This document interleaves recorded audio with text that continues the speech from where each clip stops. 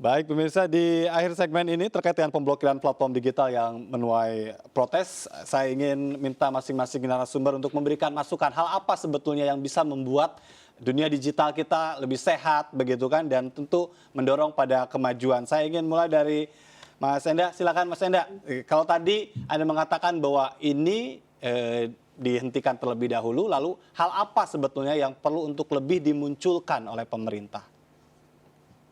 Nah, tanpa menutup mata bahwa banyak juga yang sudah dilakukan oleh Kominfo yang baik ya menurut saya gitu Ya, ya. Ada strategi yang harusnya lebih spesifik lagi soal sumber daya manusia ya. Karena kalau kita berdaulat secara digital tentu sumber daya manusia jadi kuncinya gitu.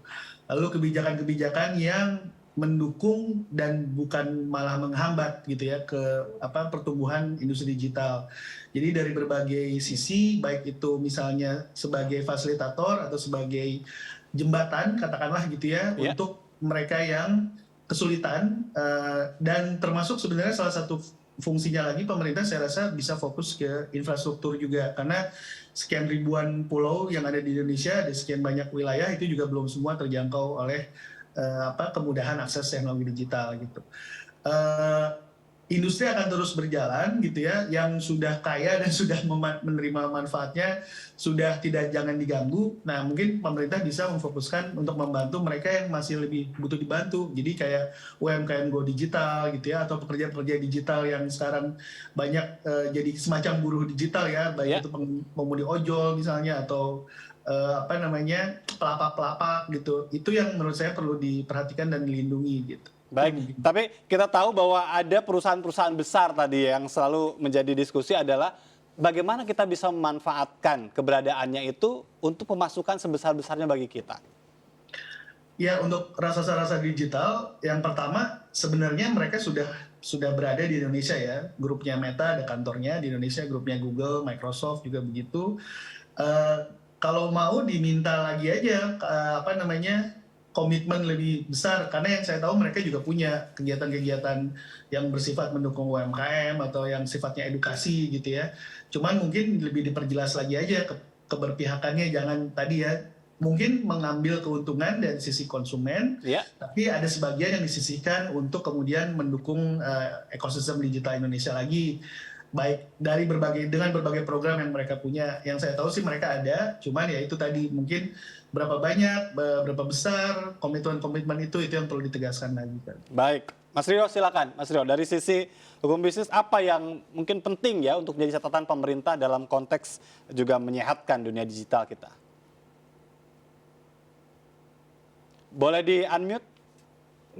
Silakan. Yang pertama menurut saya adalah perbaikan dari segi regulasinya, karena regulasinya memang harus disederhanakan dan diminimalkan dampaknya. Memang kalau kita lihat dari regulasi Perkominfo ini kelihatannya hanya ingin melindungi kedaulatan di ruang digital, tetapi yang belum dipikirkan adalah kemudian dampaknya terhadap industri kreatif, terutama industri digital. Jadi memang harus dilakukan harmonisasi peraturan, Ya, misalnya dengan PPPMSE, kemudian harus dibuat payung hukumnya, baik yang bersifat komersial maupun non komersial, begitu. Nah, kemudian yang berikutnya ya aturan itu harus cukup masa sosialisasinya sehingga publik tidak merasa tiba-tiba. Kalau kita runut, kenapa tiba-tiba masyarakat kemudian banyak petisi, marah, geram, dan lain sebagainya, ya karena itu terjadi tiba-tiba begitu, kemudian masyarakat tidak siap, kemudian tiba-tiba diblokir, dan di situ ada potensi ekonomi, baik. ada menyangkut kegiatan perekonomian yang masif, sehingga memang tidak registrasi itu tidak sama dengan kegiatannya ilegal. Ya. Jadi tidak registrasi itu bisa saja tidak terpenuhi aspek-aspek lainnya, memang belum memenuhi syarat atau belum secara teknis, tadi saya katakan mungkin OSS-nya juga sedang mereka belum Mereka sedang fokus mengembangkan diri misalnya gitu ya. fokus mengembangkan diri, jadi tidak bisa disamakan tidak daftar sama dengan situs ilegal, Ya, karena baik. tidak bisa dipungkiri juga ini harus memang diperhatikan dan dibuat undang-undang payungnya karena ini potensi ekonomi. Ya, Tapi setuju dengan pendapat para pengamat, apapun yang terjadi, ya potensi ekonomi harus tetap dijaga, meskipun harus dibuat kerangkanya. Iya. Kerangka itu payung, jadi tidak cukup hanya sektoral. Misalnya dulu Kementerian Perdagangan atau Perindustrian menerbitkan PP PMSE, lalu sekarang Perkominfo menerbitkan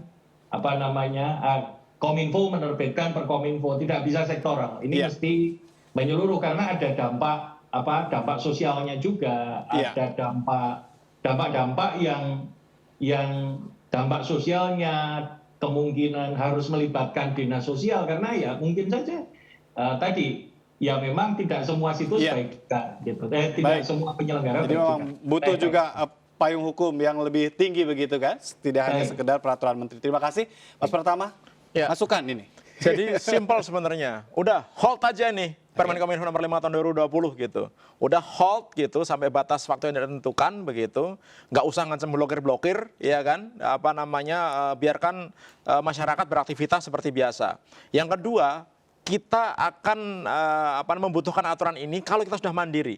Artinya apa? Mulai proses kemandirian. Bikin program-program pemerintah, bikin program-program startup, bikin program-program yang memang benar-benar arahnya untuk kemandirian. Yang nanti mungkin 2-3 tahun sampai 5 tahun lagi bisa kita on-kan lagi nih Permen Kominfo nomor 5 tahun 2020.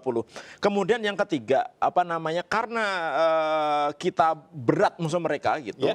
Lakukan soft way lah, pendekatan lah gitu, pendekatan kepada platform-platform ini gitu, pembicaraan yang baik-baik gitu, nggak usah pakai ngancam-ngancam gitu. Kalau memang ada potensi mereka bayar pajak, potensi ada konten-konten yang tidak benar di platform mereka gitu, gunakan soft way aja gitu. Karena kalau ngancam-ngancam gini mereka malah kesel. Kenapa? Karena mereka tahu kok kita yang butuh mereka gitu, ya kan? Jadi mereka juga sebenarnya nggak takut sama kita gitu. Kemudian yang penting juga sahkan undang-undang perlindungan data pribadi gitu, ya kan? Itu yang dalam kontrol kita gitu. Kenapa? Karena dengan undang perlindungan data pribadi itu kita bisa melindungi masyarakat kita kalau terjadi kebocoran data di semua platform, baik PSE lingkup private ataupun PSE di government begitu. Dan yang terakhir adalah siapkan aturan untuk denda gitu. Karena apa? Kalau kita minta mereka bayar denda ketika terjadi kesalahan, kita harus punya aturannya gitu. Dan itu bisa mendapatkan income membuat negara kita. Itu juga menurut saya. Ini mudah-mudahan bisa memberikan masukan tadi ya. Sekali lagi kita sudah mencoba untuk menghubungi Kominfo,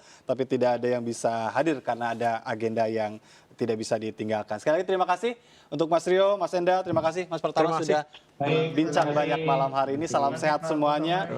Dan pemirsa, usai sudah MNC News Prime malam hari ini, mari berbagi untuk masyarakat terdampak bencana melalui MNC Peduli. Dan saya ingatkan untuk kita bersama-sama tetap patuh protokol kesehatan. Saya Jatuh Ratma, sampai jumpa.